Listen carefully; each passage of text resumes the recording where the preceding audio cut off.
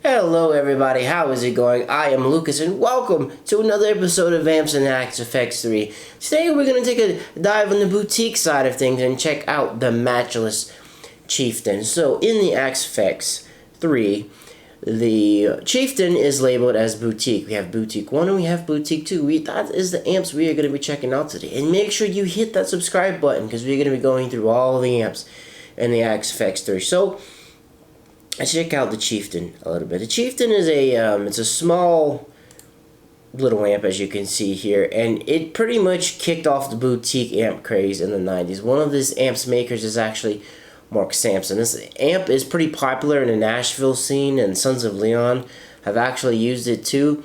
Like I said before, in Axe Effects is Boutique 1 and Boutique 2. Boutique 1 is like the normal model amp, and Boutique 2 is the same amp, but like the preamp's overdriven a little bit and has a little bit more dirtier sound. We're going to check both of those out. The one you heard in the opening was Boutique 1. It's the unboosted one. Boutique 2 is boosted. So it is a 40 watt amp, single input jack. It has two EL34 amps, medium tubes, excuse me. It has a medium gain amp, thick and crisp, and all the information I'm getting this from EX Amp Guide. It's on the Fractal forum, and you can get it in a PDF form. I'll put a link to it in the description down below if you want to check that out. The controls on the amp are pretty simple. I dialed it in using the authentic tab. You have you have your master, you have your input, and your bass in your middle. The controls right here are very interactive, and you do have the high cut right here. What I actually did was to dial in the tone that I used. Cabs real quick, I'm just using the 212 Matchbox 57. I kept it really simple. I actually used EX advice on here. I put the masters cranked, high cuts at 12, low end bass, between 2 and 6. I just kind of put that to where I think it sounded good. And that's really all I did for it. I really like it. It's a really good clean amp, and I find it sounds really good when you play with your hands. I've been playing with my hands a lot lately. The first time I've done that since back in college when I played classical guitar, but let you hear kind of a little bit more what it sounds like.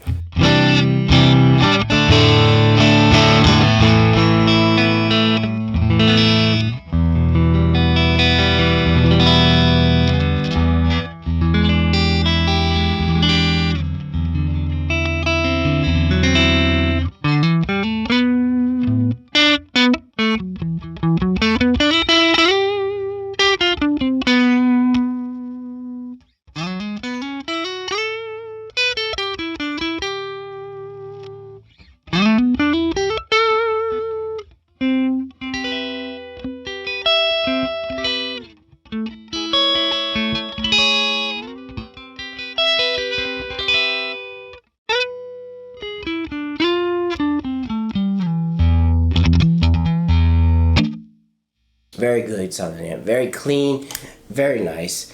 And I really didn't mess with this amp a whole lot. Stayed in authentic tab, didn't boost it, didn't mess with nothing in the power amp, nothing in power supply. No, ooh, look, the bass response on this thing. 212 Match Chief. It's pretty much the same cab that we're using. Nothing in speaker. I didn't mess with the EQ a little bit. I just scooped a little bit of mids out. That's it. Very simple amp, very easy to dial in. I found it was very easy for me. It does break up a little bit if you smack it kind of hard.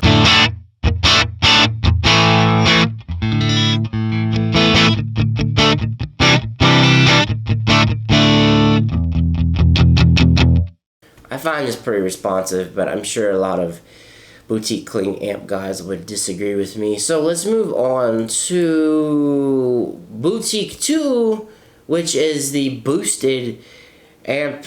This one I dialed in pretty much the same way. I actually didn't touch anything in here. I have the input pretty low because this thing is pretty overdriven, and if you come in the ideal, the bright switch is on, the input boost is actually off. And let's see what this one sounds like. This one's a lot more gainier.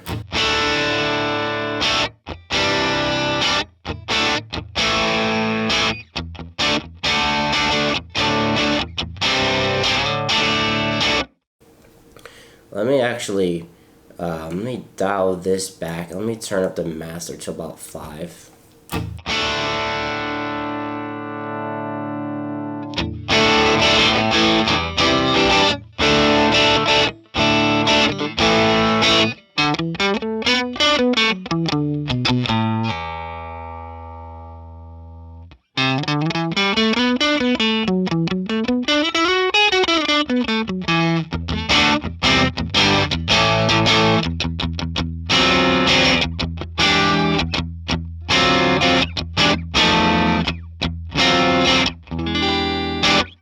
Crunchy chords going on there. This boosted one is very interesting to me. Excuse me. I get what they're trying to go with it for this, but I find just throwing like a drive pedal in front of Boutique 1 would get better results. The boosted one is just, it's very weird. There's other amps that do what it's trying to do a little bit better. Let me know if you use boosted 2 in the comments down below. Me personally, I would probably go for something else if I'm trying to get the type of sound that it's going for, but that's just me. And like you see, I had the master volume down, and it sounded really thin. I could probably jack some more bass into it too. Let's see what that sounds like.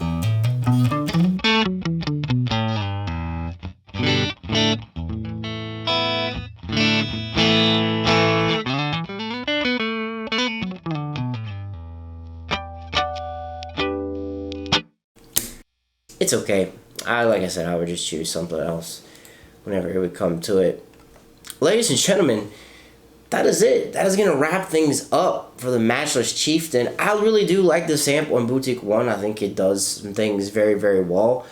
Let me know in the comments down below, what are some tips and tricks that you have found out with the Matchless? Do you use the Matchless in your patches? Do you like it?